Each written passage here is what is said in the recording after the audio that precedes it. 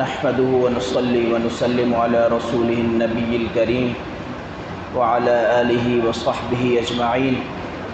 أما بعد، قال رسول الله صلى الله عليه وسلم: نية المؤمن خير من عمله، أو كما قال عليه الصلاة والسلام. حضور نبی کریم خاتم النبیین صلی اللہ علیہ وآلہ وسلم ارشاد فرماتے ہیں کہ مومن کی نیت اس کے عمل سے بہتر ہوتی ہے. نیت المؤمن خیر من عملی، مومن کی نیت اس کے عمل سے بہتر ہوتی ہے. چنانچہ بعض دفعہ مومن نیت کے اندر اتنا سچا، اتنا مخلص ہوتا ہے کہ عمل کے اندر کوئی کوتاہی رہ جاتی ہے. بعض دفعہ وہ سرے سے عمل کر بھی نہیں پاتا، لیکن اللہ تعالیٰ کے ہاں اس کا پورا اجر و ثواب لکھ دیا جاتا ہے. ایک حدیث پاک میں آتا ہے کہ بروز قیامت ایک ایسا شخص پیش کیا جائے گا کہ اس کے پاس کوئی نیکی نہیں ہوگی، نہ روزے ہیں، نہ جہاد ہے، نہ زکوٰۃ ہے. اس کے سامنے جب نامہ اعمال پیش کیا جائے گا، اس میں روزے بھی لکھے ہوئے ہیں، نماز بھی لکھی ہوئی ہے، جہاد بھی لکھا ہوا ہے، بڑے بڑے پہاڑوں کے جتنے اعمال لکھے ہوئے ہیں. یہ دیکھتے ہی اس کو شک ہوگا، اور اس کا شک یقین کے درجے میں ہوگا کہ نامہ اعمال میرا نہیں ہے، کسی اور کا ہے. لیکن جب اس کو تھما دیا جائے گا اور اس سے کہا جائے گا کہ یہ تیرا نامہ اعمال ہے، حیران رہ جائے گا، یا اللہ میں نے تو کبھی جہاد نہ کیا، میں نے تو کبھی روزہ نہ رکھا، میں نے تو کبھی حج نہ کیا، بڑے بڑے اعمال میں نہ کر سکا، لیکن میرے نامہ اعمال میں یہ پہاڑوں جیسے اعمال کیسے لکھے ہوئے ہیں؟ تو اس کو بتایا جائے گا کہ میرے بندے تو نے سچی نیت کی تھی اور اخلاص کے ساتھ صدق کے دل سے تو نے یہ تمنا کی تھی کہ یا اللہ کاش کہ میری استعداد میں، میری استطاعت میں، میری طاقت میں حج کرنا ہوتا میں حج کرتا، میری طاقت میں جہاد کرنا ہوتا، میں مسائل کے اندر جکڑا ہوا نہیں ہوتا تو میں فلاں عبادت کرتا، فلاں نیک کام کرتا، فلاں نفلی عبادت کرتا. صدق کے دل سے جو تو نے نیتیں کی تھی وہ ہمارے ہاں مقبول تھی، اس لیے ہم نے اس پر پورا کا پورا اجر و ثواب لکھ دیا ہے. ایک شخص بنی اسرائیل میں سے، قحط سالی کا زمانہ ہے، کھانے پینے کے لیے کچھ نہیں ہے، قحط سالی کی وجہ سے جانور مر رہے ہیں، انسان بھوک و پیاس سے مر رہے ہیں.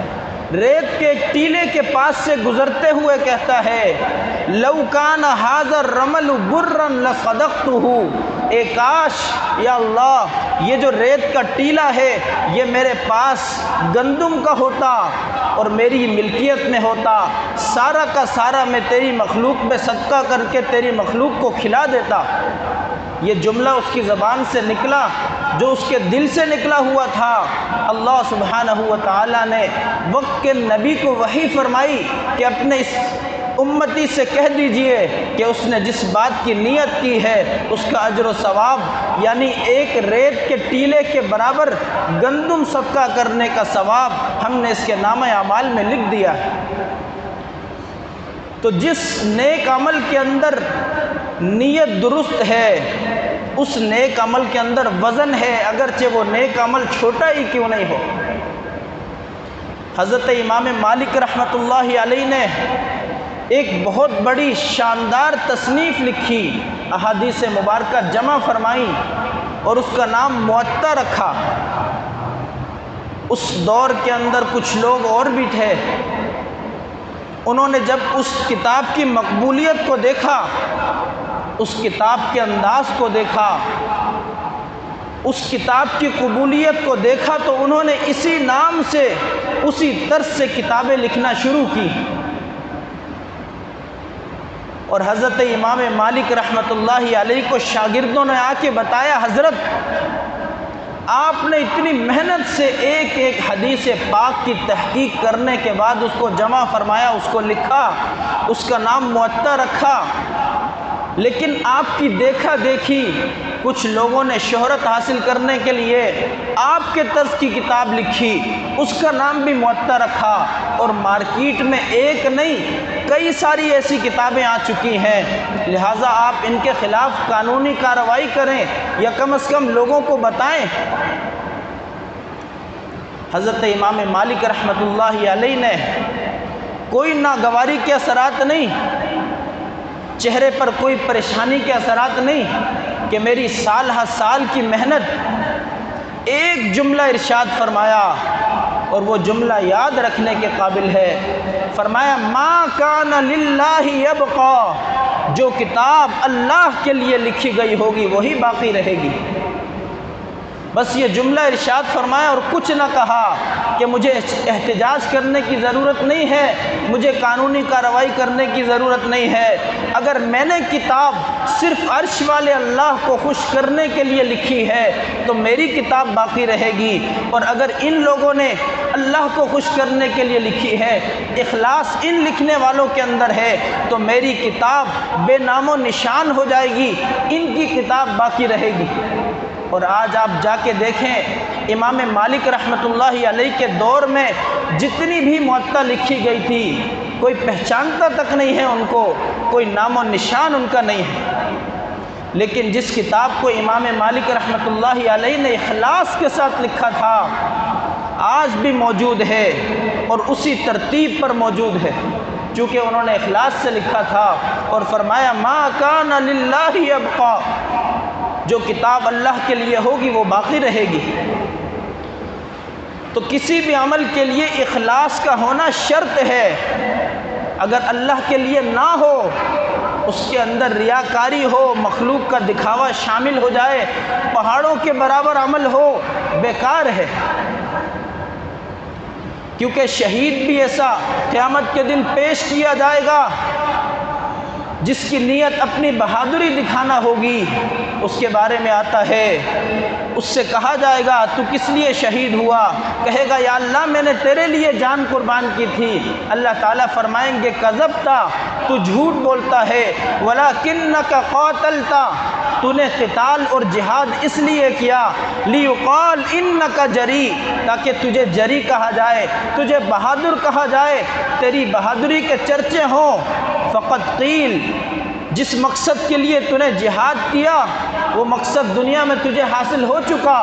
ثم امر به فسحب على وجهه حتى القي في النار، حکم دیا جائے گا، اوندھے منہ گھسیٹ کے جہنم میں ڈال دیا جائے گا۔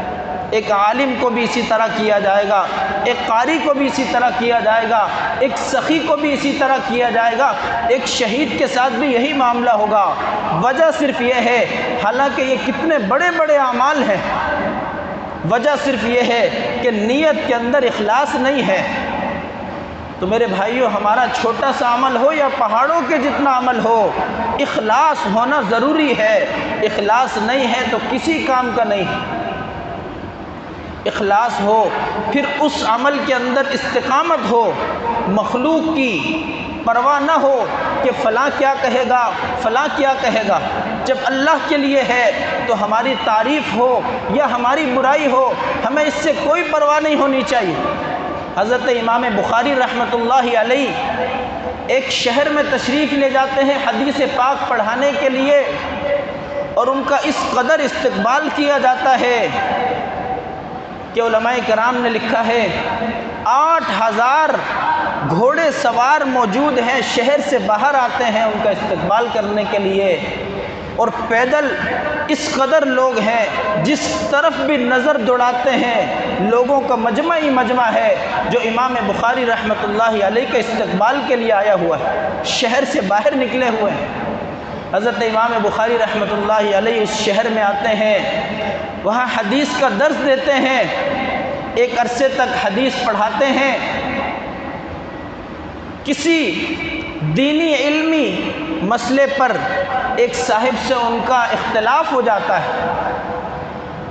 اب چونکہ وہ صاحب پہلے ہی اس علاقے میں رہنے والے تھے، سارے کے سارے لوگ ان کے ساتھ ہو جاتے ہیں، اور ایسا وقت آتا ہے کہ امام بخاری رحمۃ اللہ علیہ اس شہر کو چھوڑنے کا فیصلہ کر لیتے ہیں کہ میں واپس بخارا چلا جاتا ہوں، اپنے علاقے میں جا کے دین کا کام کروں گا۔ اب جب جانے لگتے ہیں، صرف 2 افراد ان کے ساتھ ہیں، ایک امام مسلم رحمۃ اللہ علیہ ہے اور ایک اور شاگرد ہیں۔ اتنا بڑا مجمع سارا کا سارا ساتھ چھوڑ کے چلا جاتا ہے، لیکن ان کی استقامت پر کوئی فرق نہیں آتا کہ میں اپنا مسئلہ تبدیل کر دوں، مسئلہ بدل دوں، کیونکہ اللہ کے لیے جو کام کیا جاتا ہے اس میں مخلوق کی ملامت کی پرواہ نہیں ہوتی، نہ ہی مخلوق کی تعریف کی پرواہ ہوتی ہے۔ چنانچہ اس شہر کو چھوڑ کے بخارا چلے جاتے ہیں۔ اب بخارا جاتے ہیں، وہاں حدیث پاک پڑھانے لگتے ہیں۔ وہاں کے حاکم کو پتہ لگتا ہے کہ بڑی نامور شخصیت ہیں امام بخاری رحمۃ اللہ علیہ۔ اس نے پیغام بھجوایا کہ میرے 2 بیٹے ہیں، ان کو آپ نے پڑھانا ہے، لیکن آپ نے ان کو شاہی محل میں آ کے پڑھانا ہے۔ امام بخاری رحمۃ اللہ علیہ نے فرمایا یہ نہیں ہو سکتا، جہاں میں دوسرے اپنے شاگردوں کو پڑھاتا ہوں، اگر آپ کے بچے پڑھنا چاہتے ہیں مجھ سے تو ان کو بھی یہاں آنا پڑے گا۔ اس بات سے کوئی فرق نہیں ہوگا کہ یہ بادشاہ اور حاکم وقت کی اولاد ہے اور دوسرے لوگ غریبوں کی اولاد ہیں۔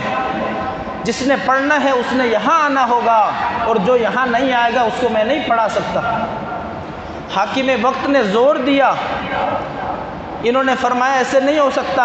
حاکم وقت نے کہا 2 دن کی مہلت ہے، آپ اس شہر کو چھوڑ کے چلے جائیں ورنہ آپ کو قید کر لوں گا، یا پھر آپ میرے بچوں کو محل میں آ کے پڑھایا کریں۔ فرمایا میں اپنا آبائی وطن چھوڑ سکتا ہوں، اپنا گھر چھوڑ سکتا ہوں، اپنا علاقہ چھوڑ سکتا ہوں، لیکن یہ جو میں نے اپنی بات پیش کی ہے اس سے میں پیچھے نہیں ہٹوں گا، کیونکہ میرا پڑھانا کسی عزت اور شہرت اور دولت کو حاصل کرنے کے لیے نہیں ہے، صرف اللہ کو خوش کرنے کے لیے ہے۔